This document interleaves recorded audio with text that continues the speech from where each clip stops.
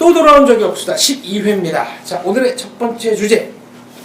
일본의 산케이 신문이 뭐 박근혜 대통령을 민비에 빗대가지고 이게 또 지금 화제네요.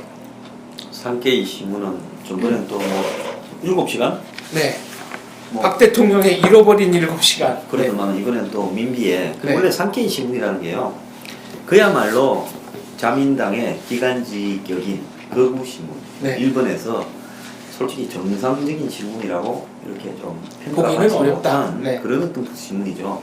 근데 이름이 산케이, 한문으로 산업경제 이렇게 네. 하니까 산경. 네, 산경에 네, 이러다 보니까 마치 그 신문이 뭐 한국의 매경처럼, 매경도 저한테 또 뭐라고 하지 네, 마세요. 매경 한경처럼 경제지라고 경제지라고 착각하는데 착각하게 만드는 네. 그런 어떤 착시 효과를 불러일으키는데요. 실제로는 산케이 신문은 일본 정부가 나서서 공개하지 못하는 부분을 대리해서 외국의 그 정상이라든지 네. 외국의 주요 관료, 또 외국의 어떤 정권의 행태 등에 대해서 아주 말초적으로 비판을 해온 경력이 굉장히 많습니다. 이제 리버럴한 신문이라 그러면은 뭐 아사히. 아사히라든지 네. 마이니치 네. 있고 근데 일본의 신문들이요 전통적으로 그 과거에 보면 만주사변이나 중일 네. 전쟁이 일어날 때 다 반대했어요. 리버럴한 신문들. 네. 그런데 일본의 분위기가 이 만주사변이나 만주국을 만들고 또 중국을 침략하는 것이 맞다라고 돌아가면 이 사람들이 전부 이 논조를 완전히 바꿔버려요. 왜 그런가 하면 안 바꾸면 순식간에 국민들 의식이 바뀌면서 누가 선동을 하면 네. 내부적으로 이 부수가 끊어지니까. 근데 산케이는 막 한결같이 거부를 지향하고 있습니다. 자, 이번에 뭐 기사 내용 자체가 뭐 외교적으로는 좀 결례라는 얘기도 있고, 저는 기본적으로 민비, 뭐 공식 명칭은 명성황후인가요? 이 민비라는 역사적 인물에 대해서 뭐 그렇게 높은 평가를 하고 있지는 않습니다. 제가 아주 무서운 생각이 든 게 뭐냐면요. 네. 역사 교육이 제대로 되어야 한다. 그리고 제대로 알아야 된다. 잘못 알면 정말 위험하다. 아예 모르면 괜찮아요. 모르면 말을 안 하니까. 근데 어설프게 알면요. 그 아는 것이 세상이 전부인 양 이야기를 시작합니다. 근데 그게 되게 무서운 거예요. 댓글에요. 왜? 뭐가 나쁜데? 명성황후랑 같다는 것이. 아, 네. 제가 그걸 보는 순간 소름이 쫙 끼쳤어요. 왜? 명성황후 하니까 되게 그럴싸하지 않아요? 네. 그리고 이게 뮤지컬이 있단 말이에요. 오페라, 뮤지컬 등등 하면서 명성황후에 대해서 이게 너무 아름답게 미화가 좀 되어 있어요. 나는 조선의 공로다. 이 한마디가 좀 회자되죠. 멋있잖아요, 그 말? 네. 되게 이제 장렬하게 멋있잖아요. 네, 장렬한 어떤 그런 느낌을 주죠. 근데 갑자기 이런 진지한 이야기를 하다가 딱 빠지지만 드라마에 나오는 이 대사 하나하나 여자들을 좀 꽂혀요. 예를 들어서 그 드라마가 어떤 게 있었냐면요. 옛날에 8일 연인에서 박신양이 애기. 안 애기야. 오구나. 안 애기야, 가자. 애기, 네. 아시는데. 제가 한번 근데 교수님한테 한번 그렇게 불러드릴까요? 하지마. 장 박사님이 하시니까 갑자기 내가 대화를 좀 이어서 가고 싶은 생각이 없어졌습니다. 2004년에 방송됐던 SBS 연속극. 네, 그게 박신양, 거기서 김정은 주연. 대사가 정말 네. 모든 남자들이 그 대사를 여자친구한테 한 번씩은 다 불렀어요.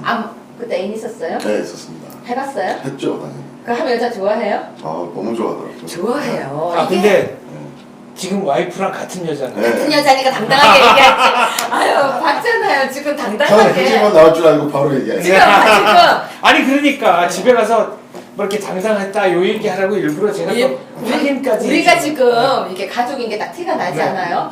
그런데 그런 대사 하나하나가 되게 이렇게 사람들한테 확 와닿고 그 사람이 되게 멋있어 보이고 또 그 사람이 실제로 그런 성격이 아니지만 드라마에 몰입이 돼요. 근데 명성황후 이 뮤지컬이라든지 오페라 이런 데서요. 나는 조선의 국모다 하는데 그 대사가 너무 멋있잖아요. 국모라는 단어, 왕이다보다 국모가 더 멋있잖아요. 그러니까 여기에 이 민비라는 사람이 너무 미화가 많이 돼 있어요. 그러니까 실제로 일본 산케이 신문의 논조는 어떻게 보면 우리보다 더 객관적으로 명성황후에 대해서 평가를 내리고 그걸 낮춰 평가를 내리기 때문에 거기에 박 대통령을 끼워 맞췄다 이 얘기 아닙니까? 그게 문제예요. 저기 네. 이게 왜 나왔는가 하면 이제 앞으로 이야기를 조금은 해야죠. 예. 그러니까 그 이번에 박 대통령이 중국의 전성절 기념식과 열병식에 참가를 하고 이제 그렇게 그 하는 부분에 대해서 일본은 굉장히 일종의 배도 아프고 또 더 나아가서 못마땅한 겁니다. 1번이 반기문 유엔 사무총장이 중립을 지켜야지 네. 왜 전성절 연행식에 가느냐라고 문제 제기도 지금 여러 차례 하고 있지 않습니까? 자, 그럼 민비는 그러면 어떤 부분이 있느냐? 결국 민비라는 것은 조선의 왕조 전체를 통틀어서 뭐 시대적인 상황도 있었지만 굉장히 독특했죠. 뭐 죽고 뭐 예를 들어서 왕이 어리고 그러면 수렴청정을 한다. 네. 남편 왕이 죽어서 황후가 돼서 뭐 이 태후가 돼서 네, 대비가 섭정을 돼서, 한다거나 네. 이런 일은 있을 수 있지만은 왕이 살아 있는데도 불구하고 왕보다 더 권력을 행사하면서 이 당시에 한국을 둘러싼 외세를 이용해서 일본을 견제하려고 했죠. 그래서 한때는 침청을 했다가 침노를 했다가 뭐 그랬지 않습니까? 네. 그러다가 일본이 이 자신들의 그 한국에 대한 정책에 못마땅하니까 이제 1985년에 시해를 했잖아요. 이런 그 과정들을 그 보면 일본이 그 예를 들어서 비유를 하더라도 자신들이 어쨌든 일국의 그 황실이 아무리 경비 병력이 허약하고 군대가 형편없다 하더라도 그걸 갖다 백주 대낮은 아니죠. 밤에 했으니까 자우관 그렇게 낭인을 불러가지고 깡패들 네. 야구자들을 불러서 칼로 이렇게 죽이고 시신을 태웠지 않습니까? 시신을 불태웠습니다. 네, 이런 어떤 부분을 한 부분을 현재 한국의 대통령을 그때 민비하고 비교해서 그때 민비가 우리 일본에 반대해서 애를 많이 미겨서 다른 원수를 끌어들이더만은 한국의 박 대통령이 중국에 가서 일본을 견제하느냐 또 중국에 러시아도 있고 이런 부분을 갖다가 이야기했는데 자신들이 한 행동 즉 예를 들어서 민비 시해를 일본이 안 했다면 그런 부분에 대한 비유를 할 수도 있어요. 그런데 그런 어떤 데 다 연루된 쪽에서 그렇게 말한 것은 좀 지나친 부분이라고 보고 정부는 지금 대응을 안 하고 있는데 괜히 대응을 해서 이거 키워주는 것보다는 그냥 일회성으로 이렇게 넘기는. 그럼 제가 소설을 한번 또 써볼까요? 지금 이 소장님 말씀 듣고 보니까 그 뭐 협박입니까? 그 박 대통령이 일본에 불이익한 일을 하면 또다시 낭인을 보내서 어떻게 한번 해보겠다. 아, 그렇게 읽힐 수조차 있는 그러니까요. 이거 매우 위험한 기사죠. 예, 그리고 당시에 그 낭인들 아마 일본에서는 나름대로 다 정식 재판에 회부가 됐는데 거의 다 증거 불충분으로 네. 풀려났을 거고요. 그리고 작년인가 재작년에 그 민비 시해에 사용됐던 바로 그 칼이 발견이 됐죠. 근데 칼집에다가 그 한자로 뭐 큰 여우 한 마리를 직접 잡았네 뭐 이런 식의 그 명문을 새겨놓기도 했다. 명성황후에 이런 기사가 대한 있어요. 뭐 우리의 국내 역사적인 평가는 변론으로 하고 일본 입장에서는 이런 식으로 말할 수 있는 그건 아니네요. 자, 상케이 칼럼 요지를 정확하게 이제 이야기를 하고 짚어야 될 것 같습니다. 일단은요, 제목이 미국과 중국 간의 양다리 외교는 한국의 끊을 수 없는 민족의 나쁜 유선이라고 했고요. 노구치 히로유키 상케이 신문 정치부 전문위원이 쓴 글이었습니다. 이 글 안에 보면요, 조선시대에도 박 대통령과 같은 여성 권력자가 있었다. 민비는 러시아 지원으로 권력을 탈환했는데 사대주의 도착으로 석 달 뒤 암살됐다. 일단 암살됐다는 쓰죠. 누가 암살했는지는 안 썼네요. 절대 안 네. 쓰죠. 사대주의에 도착돼서 암살당했다. 그렇죠. 그리고 청일 전쟁과 러일 전쟁의 책임도 민비 외교 탓이다. 지금 딱 이렇게 포스가 깔잖아요. 네, 자기 잘못은 없다. 그렇죠. 일본 본인의 잘못은 없다. 일본이 조선의 독립을 담보하기 위해서 맺은 것이 바로 청일 간 교섭을 맺게 된 텐진 조약이다. 이런 식으로 네. 뭔가 빠져나가는 게 보이죠? 자, 박정희 전 대통령도 사대주의라는 민족의 나쁜 유산을 필두로 계획을 모색했었다. 사대주의가 계속 언급됩니다. 그 다음에 이것을 왜 썼는지를 분석한 글을 보면요, 이것이 결국은 일본 극우 세력을 혐한 감정, 그러니까 혐오하는 한국에 대한 감정을 썼던 개인의 주장 칼럼이다. 이런 식으로 또 일본에서도 얘기를 해요. 네, 물타는 거죠. 이게 우리 전체, 그러니까 딱 이거예요. 여기서 한 사람이 열심히 욕하게 만들어 놓은 뒤에 이것은 황성욱 변호사의 개인 생각이고 저희는 괜찮아요. 저는 교수님 얘기를 들으면 순간적인 생각이 드는데 네. 우리나라도 좀 극우가 있었으면 좋겠어요. 근데 우리는 극우 네. 잘못하면 아까 재판 받는다고 그러니까. 얘기했잖아요. 그 극우가 있어가지고 진짜 일본에 가가지고 쥐도새도 모르게 이게 점점점. 근데 네. 우리는 우리나라 안에서 처벌받는다니까. 그러니까. 우리는요, 극우라고 쓰게 되면 우리나라 안에서 처벌을 받아요. 자, 그래서 지금 보면요, 이게 왜 나왔을까? 이 글을 왜 했을까를 봤더니 작년 8월 3일이었죠. 바로 이 서울지국장 가토 서울시국장이 구로다에서 바뀌었습니까? 예전에 양두구 비빔밥을 보고 양두구육 음식이라고 했던 그 구로다카스 히로. 예. 네. 가토예요, 가토. 아 바뀌었군요. 어. 예. 나는 구로마라고 해서 지금 멍에 잠시 구로다, 예, 구로다. 아, 네. 그래가지고 서울시란다. 서울지국장. 서울지국장이 작년 10월에 한국에서 불구속 기소가 되었다가 이제 4월에 출국 금지가 되면서 이제 갔어요. 네, 출국 금지가 해제가 됐죠. 네. 이제 돌아갔어요. 그래서 보복성 성격이 아닐까라는 또 추측성 분석 글도 있어요. 요때 이제 그 가토 지국장이 불구속 기소가 된 게 바로 세월호 때 박근혜 대통령이 뭐 했냐, 뭐 7시간 뭐 그 가또라는 네. 이름 자체도 좀 재수가 없습니다. 가등청정 네, 임진왜란 가또 기호마사가 때, 떠오르는데. 임진왜란 때 그거 네. 자, 근데 저는 이 산케이 신문이요. 한두 번이 아니라 산케이 신문의 노선을 분명하게 가지고 있어요. 민족주의, 그 다음에 반공, 그 다음에 예를 들어서 뭐 이 일본의 지금 그 과거사에 대한 부분에서 네. 부정하는 거, 그 다음에 미국 친미, 그 다음에 반한, 또 반중. 이런 산케이 신문의 기본적인 논조에서 바라보면 산케이 신문은 박근혜 대통령이 굉장히 불쾌한 겁니다. 왜냐면 박근혜 대통령이 들어서고 난 뒤에 일본하고의 관계가 지금 계속 악화되고 네. 있잖아요. 그리고 이번에 산케이 신문은 한 건을 했다라고 보는 거죠. 미국이라는 거대한 자신들은 친미지 않냐 우군에게 자 우리가 쟤들 좀 뭐라 했습니다. 당신들이 차마 끝으로 내놓고 하지 못하는 말 속마음을 성전 네, 적나라하게 그 기념 네. 열병식에 어떻게 가느냐 이런 부분을 우리가 한번 찔렀습니다. 이런 부분이거든요.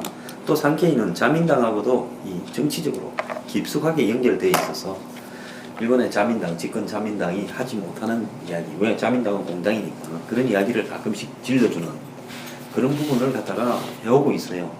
그래서 지난번에 대통령의 7시간을 우연히 실수로 한 게 아니라 교묘하게 한국 언론에서 났던 이야기들 인용하는 것처럼 하면서 7시간 문제를 이상하게 엮어버렸지 않습니까?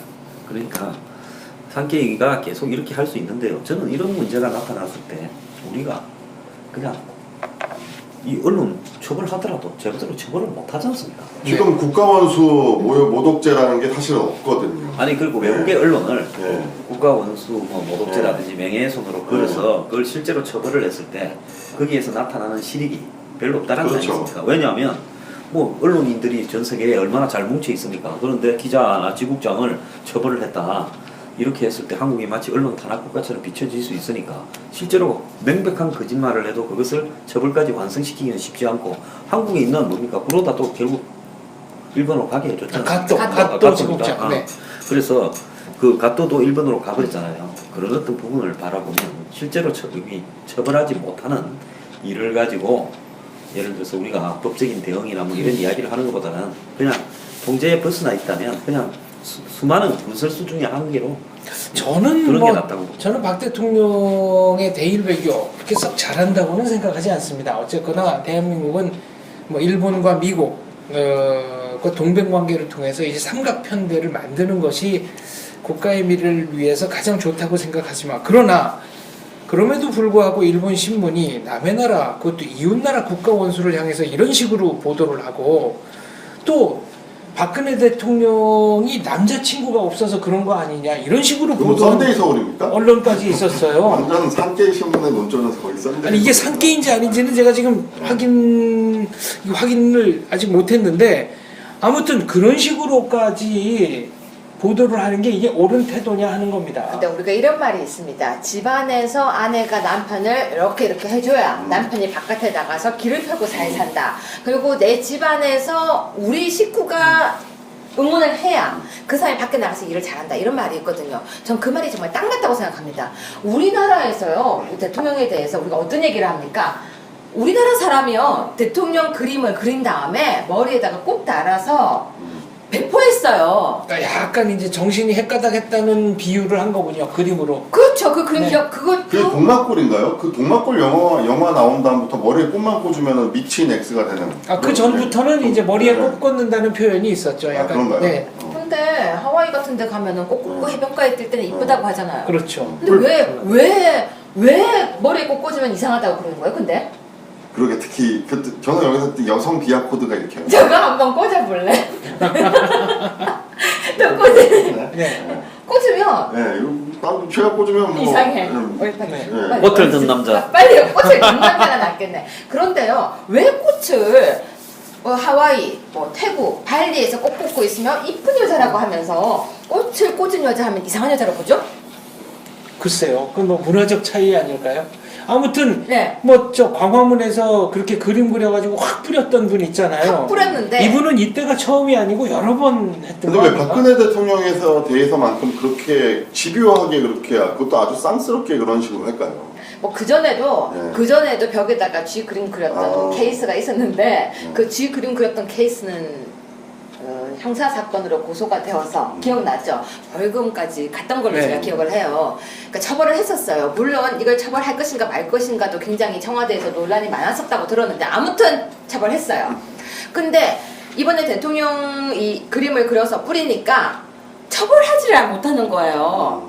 처벌 왜냐면 규정이 없나요? 국가 원수 모독죄가 없다는 거예요. 없는데 그럼 이게 아니, 모욕죄냐? 그러니까 결국은 네. 삼자가 고소를 하는 죄에 해당되느냐 네. 아니면 당사자가 고소를 해야 되는데 네. 대통령이 예를 들어서 자기를 비판하고 비난하고 그 다음에 희화하고 조롱하고 네.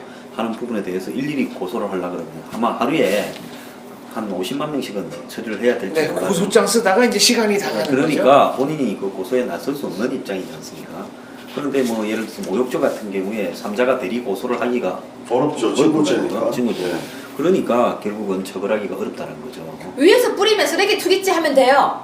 아니 그렇게 그렇네요. 했잖아요. 네, 그렇게 네. 했잖아요. 그래서. 그러니까 쓰레기 투기죄 하면 그다음에 돼요. 무단 가택 침입이라든지 네. 네. 근데 건주물 무단 왜 침입 처벌을 안 하냐고요? 그 처벌하지 않았나요? 벌금 그 좀 사건? 떨어졌을 거예요. 벌금요? 제가 알기로는 그 다음 기사는 못 봤어요. 저는 네. 처벌보다 오히려 인사상 손해배상을 한 2억 좀 걸어가지고요. 옷을 홀딱 벗기는 게 좋을 것 같다는 생각도 들어요. 근데 제 이야기는 우리나라에서 우리나라 대통령에 대해서 그런 모습을 보이니까 정말 상케이 신문에서 이게 할 수 없는 행동입니다. 왜 할 수 없는 행동이냐면요. 우리나라 현행 법에는요. 외국 국가 원수의 모독죄라는 것이 있습니다. 형법 107조죠. 외국 원수에 대해서 폭행을 하거나 아니면 모욕을 하거나 명예를 훼손하면요. 5년 이하의 징역이에요. 형이 높아요. 네. 외국 원수에 대해서는 그렇게 만들었는데 문제는 이게 우리나라 법이라는 거죠. 상케이 신문이 우리나라 원수에 대해서 이렇게 해도 처벌할 방법이 없다는 거예요. 근데 아까 소장님은 그냥 둬라 이렇게 넉넉한 마음으로 자, 말씀하셨는데 네, 여기서 하나 이제 김정은 욕하면 여기에 해당 안 되네요. 첫째는 대한민국 헌법은 북한을 국가로 인정하지 않으니까 네. 국가 원수 모독죄에 해당이 안 되고 네. 두 번째는 어쨌거나 북한의 형식상의 국가 원수는 김정은이 또 아니잖아요. 그러니까 박사님 제가 여기 맨날 나와서 김정은 또라이 이래도 막 이거네. 집어대잖아요. 처벌할 수 네. 있어요. 뭘로? 뭘 갑자기 놀래가지고 처벌할 수 있어. 뭘로요? 왜 처벌을 못해요? 그러면 우리나라 사람인 거잖아요. 우리나라 헌법하고 형법상 김정은은 우리나라 그치. 사람이에요. 네. 모욕이 되겠다. 모욕죄죠. 우리나라 국민에 대한 속인지. 그런데 김정은이 그러면 자기가 네. 대한민국 법원에 고소장을 제출하는 순간 대한민국의 정통성을 인정하는 게 되니까 그렇지. 절대 못하죠. 아니 너무 열받게 야부르지로. 계속 열받게 야부르지로. 하면은 김정은이 내가 대한민국 인정하고 말다 가서 나는 대를 이어 남자기 똥자루라고도 얘기해요. 그럼 그건 어때요? 너는 왜 아버지도 그 가운데 김정 들어가고 너도 정 그러게. 들어가냐? 그것도 놀리고. 족보가 개족보네. 저는 막 나갔어요. 아, 근데 북한에서는요 심지어는 김정은이라는 이름은 아무도 못 써요. 못 쓰죠. 김정일도 못 네, 써요. 아무도 못 써요. SBS 아나운서 중에 김정일 아나운서가 있지 않나?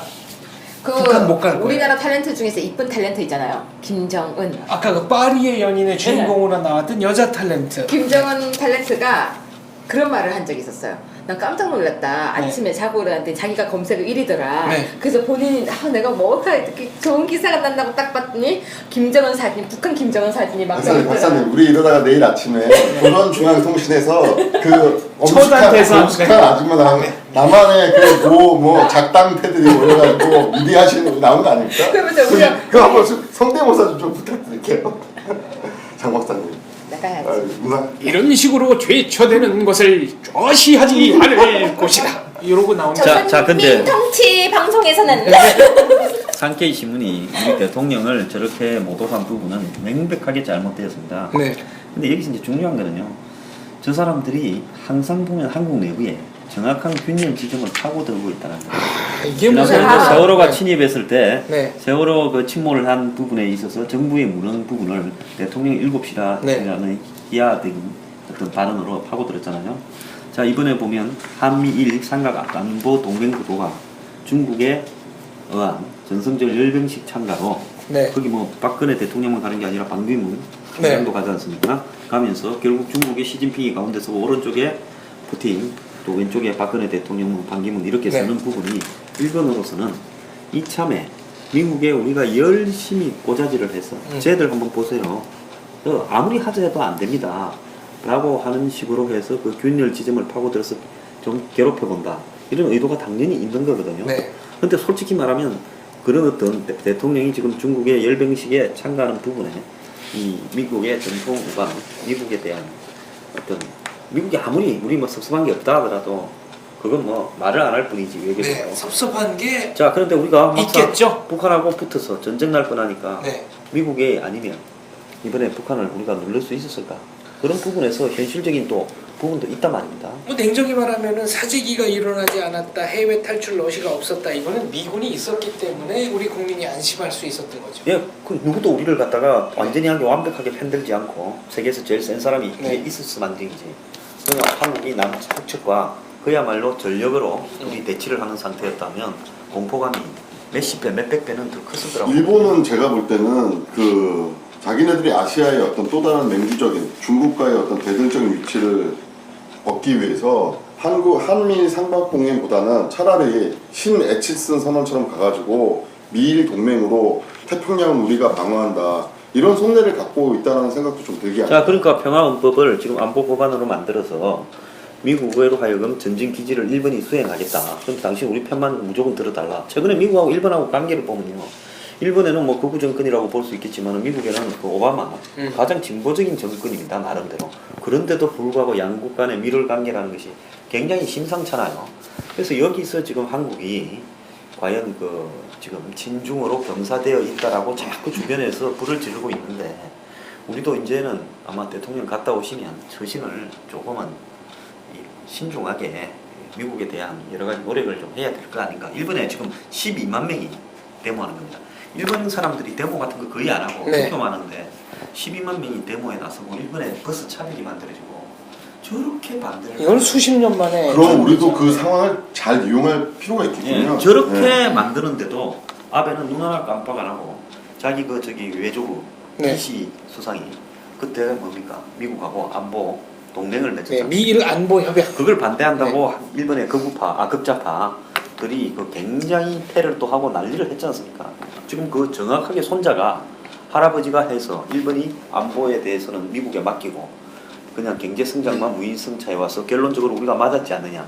지금 이런 논리를 가지고 지금 또 밀어붙이고 있거든요. 일본이 경제가 침체되어 있는데 중국을 꺾고 다시 세계의 2인자 자리에 올라가려면 어쨌든 미국과의 어떤 힘을 바탕으로 해서 중국을 압박할 수밖에 없다. 일본에는 이런 생각이 지금 박혔습니다. 그런데 중요한 것은 일본 사람 대다수가 이런 생각을 찬양한다는 거예요. 그렇습니다. 그리고 아베 지금- 내각 지지율이 거의 70% 예, 가깝습니다. 그리고 아베가 곧 저기 이 자민당 네. 총재 경선이 있는데 총재 개가 되면 3년을 한대요. 네, 거기서 되면 지금 총리도 3년을 더 하는 거예요. 그렇습니다. 자연으로. 네. 그런데 당내 누구도 아베에 대해서 반대 안 한다는 겁니다. 만장일치로 지금 된다는 겁니다. 근데 전 그것보다요, 소장님. 이게 더 걱정이에요, 지금. 민비에 대한 국민들의 생각이요. 아주 웃겨요, 지금. 제가 댓글 하나만 읽어드릴게요. 지금 기사가 이렇게 떴습니다. 정부, 박 대통령과 민비를 함께 갔다고 본 것은 일본 매체의 품격의 문제다 하고 기사가 떴어요. 정부 입장이 나온 거죠. 네. 그러니까 댓글이요. 첫 번째 댓글이 뭔지 아세요? 이런 미친 일본 놈들. 마지막 순간까지 나라를, 국민을 걱정하셨던 명성황후를 어디다가 비교하는 거야?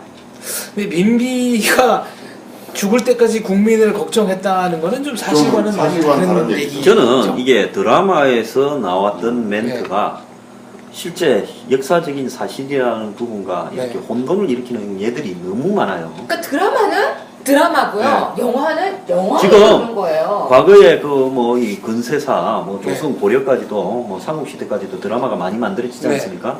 근데 그 드라마에서 어떤 역사적으로 완전히 현재 역사적인 사료에 의하면 매국노라고 돼 있는 사람도 드라마에서 다르게 해석을 하면 네. 또 그 사람이 영웅이 되기도 하거든요. 그래서 이런 어떤 부분에서 그 후손을 위한 역사 왜곡은 우리 스스로가 자제해야 됩니다. 민비는 뭐 매관 매직으로도 유명하고 그리고 주술사를 동원해가지고 예를 들어 뭐 청일 전쟁이 났다 그러면은 이걸 피하기 위해서 그러니까 병화를 피하기 위해서 본인의 일신이 보존되기 위해서는 뭐 청동소출 뭐 궁궐 어느 지점에 거꾸로 묻어놓으면 된다 이런 거를 굉장히 주변 열강의 줄다리기를 하는데 몰두하고 우리 내부의 힘을 이렇게 기르거나 네. 개혁을 하는 데는 소홀을 함으로써 한마디로 구기득권, 대원군도 기득권이고 민비도 기득권입니다.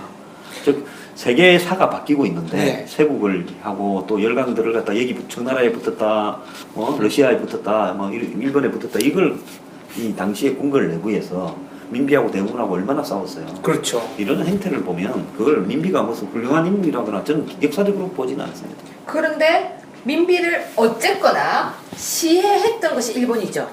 그렇죠. 근데 시해했던 사람이 자 간단하게 민비를 죽였던 사람이 일본이에요. 근데 그 죽였던 범인들이 다시 그 자기가 죽였던 그 피해자 죽었던 사람을 이야기하면서 우리나라 대통령하고 쌤쌤이라고 얘기를 했어요.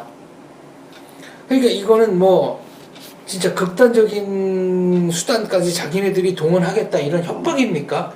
그러니까 저도 그런 생각이 딱 들더라고요. 테러를 암시한 거요? 테러를 상태가? 암시한 걸로 보이는 정도로. 그러니까 이 민비 시해 사건에 있어서 이제 딱 하나 결과적으로 제가 이제 긍정적으로 보는 이유는 보는 그거가 하나 있는데 이때 일본군을 그 국내로 잠입하도록 길 안내인 역할을 해준 우범곤이라는 사람이 있습니다. 우장춘 박사. 네, 오장춘 박사의 그치. 아버지죠. 네, 일본으로 그러니까 이제 밀항을 하게 되죠.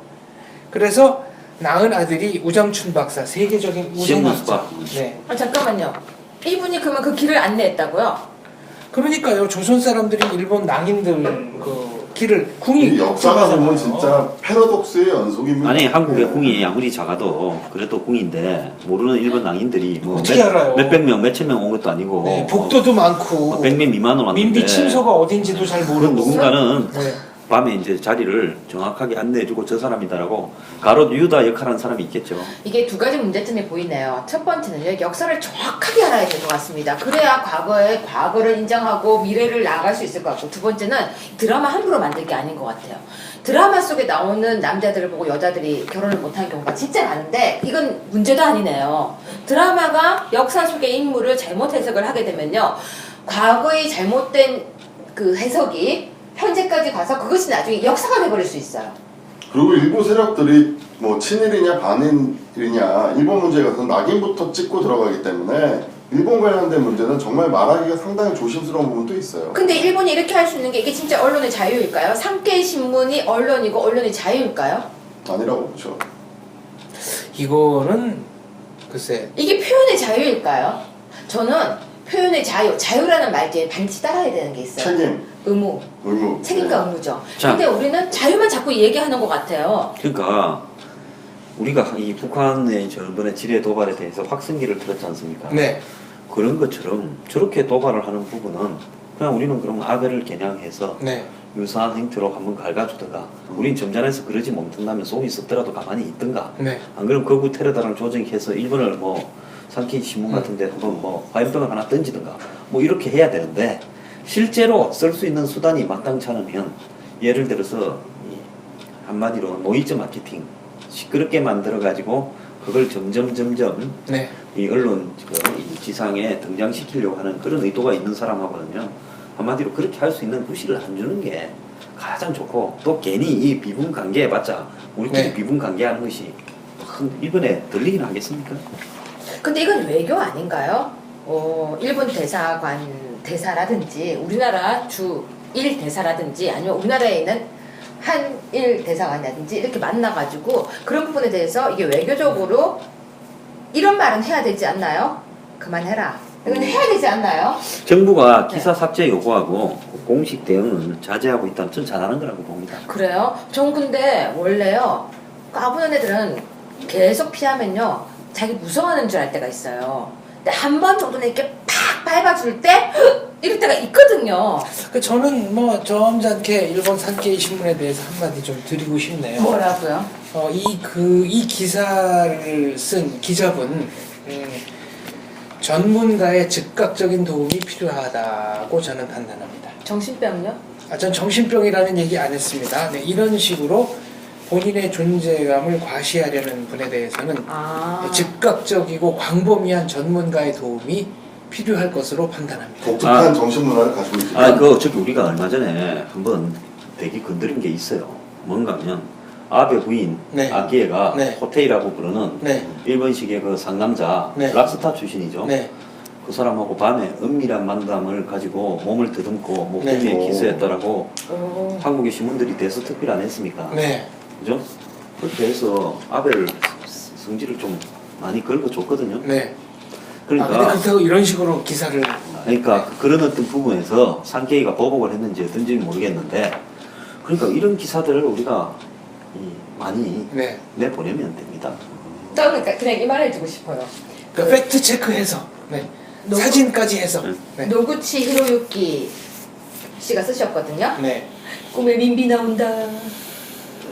저는 왜 갑자기 또 상상이 되죠? 그 소장님이 아베 부인이 소장님을 보면 왠지 소장님을 좋아할 것 같아요. 또 왜 갑자기 이상한 차라리 나처럼 그냥 개그하고 끝나요. 아니 근데 또 소장님 또 흐뭇해. 생각이라면 또 질러봐야 되기 때문에. 아니 지금 나를 어떻게 보고 아니 지금 흐뭇하다고. 소장님 팬들을 의식하면 소장님 잘생겼다고 한 번쯤 아니 얘기하면서 상남자 같다라는 얘기. 왜 그러는데 오늘? 네, 저 아무튼 좀 한번 해보려면. 아베 부인은 술집을 직접 해요. 선술집을 이자카야 같은 네. 도쿄 시내에서. 그래서 그 자기가 만나고 싶은 남자들을 그 술집에 불러다가 술 파티를 네. 예사로 합니다. 그래서 아베가 이게 얼마나 찌질한 남자예요. 한번 봐요. 마누라 단속도 못 해가지고 네. 마누라가 그냥 상남자 같은 남자들한테 기댈 정도로 우리가 이제 여기서 이야기하면서 스트레스 좀 풀면 그 됩니다. 작가 이거- 선생님들이 네. 제일 좋아하는 술집은? 이 작가야? 이 작가야? 이 작가야. 네, 이 작가야. 네. 자, 지금 요 말을 스포츠로 돌면 좋아하는 남자를 일일이 찾아다니는 거는 맨투맨. 네. 그다음에 술집을 차려놓고 좋은 남자를 글로 빌리는 거는 지역방어, 존 디펜스. 네. 이런 차이가 있다. 이렇게 정리를 하고 넘어가겠습니다. 자, 사회적으로 하나, 남들이 얘기 잘 안 해서 저희가 건드리는 문제가 있습니다. 마사회가 키즈 카페를 하나 만드는데 다른 정부 부처로부터 12억 원을 달라 그랬다. 집행이 된 겁니까? 자, 그렇게 얘기하면 재미가 좀 덜해요. 네. 재밌게 해야 돼요. 미래창조과학부가 네. 창조경제사업 명목으로 12억 원을 지원했다. 이래야 좀 더 자극적이잖아요. 이거를 마사회가 하는 키즈 카페에. 네. 근데 그 키즈 카페가 들어서는 곳이 폐쇄회로 경마장 아니라고요? 그러면 부모가 경마를 하러 폐쇄회로 경마장에 오는데 애들을 데리고 와서 애들은 거기서 놀게 하고 화산경마장. 화산경마장 본인들은 계속 이 화산경마를 해라. 그런데 옛날에 내가 농림부 장관을 한 적이 있는데 그때 마사회를 네. 문체부에서 네. 농림부로 가져왔어요. 그때 뭐 그거 갖고 네. 뭐 말은 축산이다. 네. 그래서 그 명분으로 네. 그 문화체육부가 가지고 있던 걸 가져왔어요. 네. 그런데 마사회는 이게 먹을 거리가 많은 데라고 네. 서로 마사회 돈을 뜯어가는데 현금 마사회 장애 발매장을 만드는데 네. 어디 미래창조과학부 네. 예산을 12억이나 뜯어왔다니까 요즘 이 격세지감을 좀 느끼는데요. 그런데 왜 미래창조과학부가 돈을 댔을까요? 상식적으로 생각하면 네. 우리가 이 일에 있는 불법성이나 비도덕성은 다 뜯고 네. 사태만 갖고 보면 애들 키즈 카페 아닙니까? 그렇습니다. 어른들이 자주 가는 네. 시설물에. 네. 그럼 거기 애들을 시설을 만들면 그거는 뭡니까? 복지부. 복지부. 뭐 교육부. 네. 네. 뭐 그런데 네. 미래창조과학부가 그 키즈 카페 돈을 댔다라는 게 굉장히 네. 의아스러운데요. 여성가족 청소년부 이런 데가 돼요. 네, 그럼 이건 도대체 뭘 의미하느냐? 거기에 예를 들어서 혹시 이 장외 발매소 네. 그거 보면요, 이 솔직히 뭐 마사회 막건을 전부 저 과천에 있는 경마장 마사회가 직접 하는 트랙 네. 있는 경마장에 가서 하면 이 도박하는 사람들은 귀찮거든요. 잠도 많이 자야 되고 술도 많이 먹고 네. 이렇기 때문에 멀리 가기 싫어가. 집 근처로 가야죠. 곳곳에 네. 이 서울 네. 구도 부심지 곳곳에 보면 이런 장애 발매소 CCTV로 경마장을 그대로 네. 중계하는 오. 이 큰 대형 스크린으로 하는 게 있습니다. 그거 가면 뭐 분위기도 완전히 살더래요. 그런데 애들을 데리고 부모가 장애 발매소에 가서, 그러니까 과천에는 그 뭐 바람도 불고 경치도 있고 하니까 놀러 삼아 한 번씩은 갈 수 있다고 보고. 그러니까 거기다가 키즈 카페 하는 건 저도 뭐 네, 뭐라고 장애 안 하겠습니다. 발매소에서 네. 거기에 퀴즈 카페를 하는데, 그러면 애들 용어로 한마디로 네. 이 소프트 이 뭡니까 웨어 네. 콘텐츠를 창조 경제로. 그러니까 애들이 우리 옛날에 보면 오락하던 데 있었잖아요. 오락실 많이 전자오락실. 다 네. 집에서 하죠. 그때 전자오락실에 가면 가끔씩 보면 경마하는 오락 본 적 없습니까? 가끔 나왔어요. 네. 아니 경마 오락을 하는 게 있었어요. 네. 예. 일본에 가면 그런 게 좀 많이 있었고요. 네. 그래서 경마 오락이 있었거든요. 가끔 큰 오락장에 가면. 그러니까 부모는 장애 발매소에 가서 실제 경마 TV로 중계되는 대세로 중계되는 경마에 베팅하고, 자녀들은 그 인터넷 게임, 네. 그러니까 한마디로 그 이 전자 오락으로 제공되는 이 경마 콘텐츠에 베팅을 하라고 해서 미래창조과학부가 있는지, 그게 내가 좀 납득이 안 가는 부분이에요. 그 청소년은 못 들어가지 않습니까? 또 자, 경마에. 그걸 정확하게 두 가지로 짚어드릴게요. 이게 용산 화상 경마장 건물 17층에 복합 문화 공간을 조성할 계획인데요. 여기에 보면요, 홀로그램 극장용 콘텐츠, 무안경 3D 상호작용 콘텐츠, 증강현실 테마공간이 있는데, 동물과 사물들이 친구처럼 나를 알아보게 하는 테마공간. 이거 무슨 말이에요? 아, 그러니까 애들용 경마장을 이게 3D 홀로그램으로 만들어가지고 네. 많이 막 말려. 어릴 때부터 애가 네. 말하고 친해가지고 그게 되면 위로 네. 장애 발매소로 올라가게 하는. 그러니까 말이 나한테 돈 걸어봐 뭐 이렇게 막 네. 속삭이기도 하는 거. 많이 뛰어오면서 아, 잠깐만, 동물과 사물들이, 잠깐만, 친구처럼. 네. 아니, 동물과 사물이 친구. 사물은 말건, 동물은 말. 아니 그리고 또 하나 저기 청소년은 출입 금지고 그러면 애들은 출입이 된다는 그 부분도 겁니까? 설명해 드릴게요. 13, 17정상 17층의 화상 경마장은 청소년 보호법상 경마가 진행되는 날 출입이 금지됐어요. 청소년과 어린이 출입이 네. 금지됐어요. 그래서 용산 경찰서는 지난 6월에요. 출입하는 어린이 모습이 포착되자 청소년 보호법 위반 혐의 등으로 수사도 하고 있어요. 근데 거기에 키즈 카페를 만든다. 자, 근데 얘기는 되는 네. 거예요. 이거 청소년과 어린이 안 되고. 공무원들이 실수로 이런 절대 안 합니다. 그렇죠. 실수라고 그리고 보기에는 공무원들이 돈을 12억을 지원해 줄 때는요. 네. 그 지원해 주는데 반드시 어떤 커넥션이나 백이나 네. 배경이나 이유가 있어야 돈을 지원해 줍니다. 마사에도 돈이 많아서 남들이 마사에 돈 뜯어가려고 해란이 돼 있는데요. 네. 그러면 마사의 시설물에 다른 부서에 미래창조과학부하고 마사가 뭐 어떻게 연결되는지 모르겠지만은 도박하고 돈을 대갖고 12억으로 키즈 카페를 만들 때는요. 이 일에 예를 들어서 프로그램을 팔아먹으려고 하는 네. 업자가 네. 로비를 했든지 반드시 비리하고 연관돼서 가능성이 높으니까요. 네. 근데 소장님 지금 소장님도 그 공무원을 해보셨잖아요. 공무원들이 이상한 이 암호 같은 말로 그러니까 뭐라고 해야 되지? 그 자료를 잘 못 알아듣게 쓰지는 네. 않잖아요. 네. 왜냐면 되게 간결하게 정말 간결하게 써요. 왜? 윗사람이 보고 싫어하거든요. 근데 이거 무슨 말이에요? 동물과 사물들이 친구처럼 나를 알아보는 테마군가. 나를 알아보는 거 아닙니까? 네. 그 나라는 거는 그 꼬마 퀴즈를 근데 이야기하는. 그 퀴즈를 동물은 그래도 동물을 아까 내가 이야기했잖아요. 동물은 말이고 사물은 막걸리고. 아 근데 막걸리 나를 향해 그거 어떻게 날라오는 거지. 1번, 7번 경주가 막번이 날라오고. 그러면 이 퀴즈 카페 가면은 막걸리 이렇게 날라오고 저 진짜 이해가 안 가요. 그 전문 용어도 가르쳐 주나 보죠. 뭐 단승식, 복승식 승식, 뭐. 네. 아 근데 네. 정말 박사님 이해 가요? 동물과 사물이 나를 친구처럼 알아보는 이 말을 이렇게 공문서에 썼다는 얘기잖아요. 아, 사물이 또 막고만 있는 게 아니라 그럼 여러 어떻게, 가지 어떻게? 또 사물 다른 사물들이 있어요. 예를 한번 저 진짜 이해가 안 가요. 예를 들면은 이제 어떤 말이 너무 성적이 좋잖아요. 네. 그러면은 부담 중량이라고 이렇게 납덩어리를 이렇게 달아요. 네. 예, 그러니까 예측 불가능하게 하기 위해서. 그러니까 그런 것도 사물이죠. 납덩어리가 나를 알아봐야 돼. 요즘 저 미래창조과학부가 이제 이 창조경제 네. 미래 그 신성장 동력으로 사물 인터넷 오브 싱스 네. IoT죠. 네. 그런데 그 IoT 사물 인터넷에 집중을 하다 보니까 그 장소가 뭐 이 경마 막금 발급하는 그런 장소인지 뭔지 모르고요. 뭐 했는지 그런 것들 의미도 있지 않나. 아직까지 보면 창조경제라는 개념을 미래창조과학부도 잘 모르는 것 같아요. 제가 아니 근데 무슨 카페 하나 여는데 12억이 드나요? 아, 들 수 지금 있나요? 아니 보세요. 제가 볼 때 12억이 모자르네. 아니 키즈 카페에 네. 시설은 다 돼 빌렸을 거예요 마사이가. 네. 그런데 이거 하겠다고 이제 하는 부모 거예요. 따라서 아버지가 도박하러 오는데 네.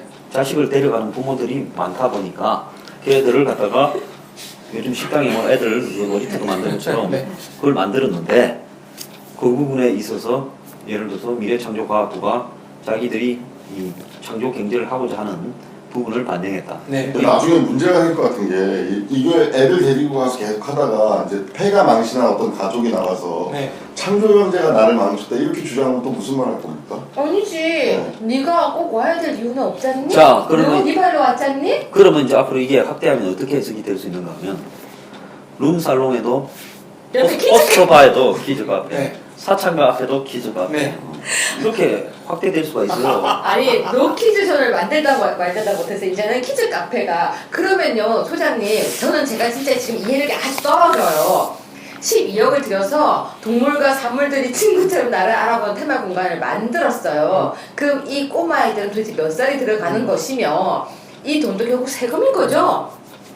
그렇죠. 그렇죠. 미래창조과학부가 지원한 건 결국 세금이네요. 세금인 거죠? 보면 내 세금이 그 경마하러 가는 사람의 퀴즈를 위해서 이 퀴즈가 사물과 대화를 하도록 하기 네. 위해서 내 세금이 쓰인 거네요. 세금이 아까워서라도 애들을 데려가겠구만. 데려가게 돼. 근데 그래도 사법고시도 패스하고 똑똑하잖아요. 사물이 친구들만 알아보는 건 뭐예요? 전 진짜 이거 꽂혔어요. 네. 왜냐면 이걸 적은 공무원, 공문서에 이거 적은 공무원 진짜 와서 해명 좀 하세요. 사물이 친구처럼 알아보게 하려면 도대체 어떻게 와 이거 요즘 우리나라 그 사물 인터넷이라는 개념이 없으시네. 이 사물 인터넷이라는 개념은 네. 뭔가 하면 냉장고가 일종의 이 주인에게 냉장고가 전달하고 싶은 내용들을 전달을 하고 그 다음에 청소기가 네. 주인에게 뭐 집에 잠금 장치가 주인에게 예를 들어서 전달하고 싶은 전달하는 거 아닙니까? 그런 거를 이제 이야기를 한 것 같은데 예, 저는 이제 이 대목에서요 예를 들어서 이 마사에 자 봅시다 그 다음에 강원랜드 네.